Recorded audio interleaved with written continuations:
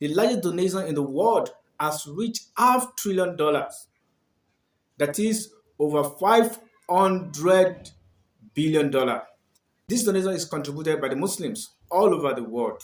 This is the donation that every Muslim that his money has reached zakatable money used to extract from their wealth in order to empower and liberate the poor from poverty. It is just 2.5% of your wealth just for you to pay to the poor annually. This is far below fat of every country in the world. How do you feel when you put smile in the face of someone? How do you feel when you empower someone? How do you feel when you liberate someone from poverty? You make him to be independent, that is to be self-reliant without depending on anyone. If you make someone happy because of your own religious responsibility, then Allah subhanahu wa ta'ala is going to make you to be happy forever and ever. That is why it's one of the ways for you to be successful as a Muslim.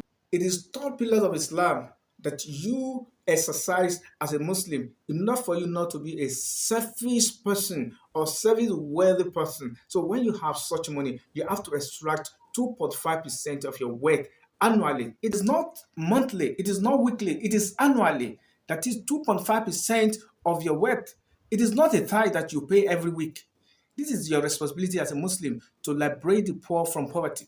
If every wealthy Muslims are paying their zakat the way they are supposed to pay it every year, honestly, there won't be poor people in the Muslim world again. Caliph Umar ibn Abdulaziz did this in his own caliphate and made everybody to be wealthy in his own caliphate, to the extent that when they wanted to pay the zakat to people, they did not see any poor people to accept the zakat. You are, as a Muslim, if you are paying zakat, you are not going to accept zakat from anybody.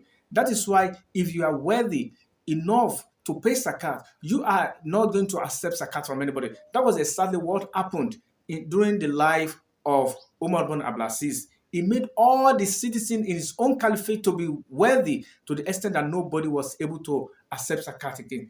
This was a Muslim leader, a just ruler who ruled the Muslim world and made everybody to be wealthy to the extent that nobody was able to accept zakat again. That means there was no poor people again. If we can establish Islam in our own territory, in our own cities, we are going to have a state where there's no poor people again. But the reason why we still have poor people is because the wealthy people, they don't pay their zakat the way they're supposed to pay it. This is one of the beauties of Islam. That is, as a Muslim, you discharge your own social and economic responsibility. That is to pay your zakat and make the poor to benefit from your wealth.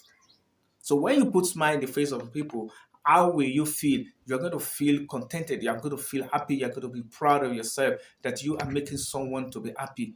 May Allah subhanahu wa ta'ala continue to make us to be wealthy to the extent that we are going to pay our zakat and liberate the poor from the poverty. May Allah subhanahu wa ta'ala continue to bless each and every one of us. Assalamu alaikum.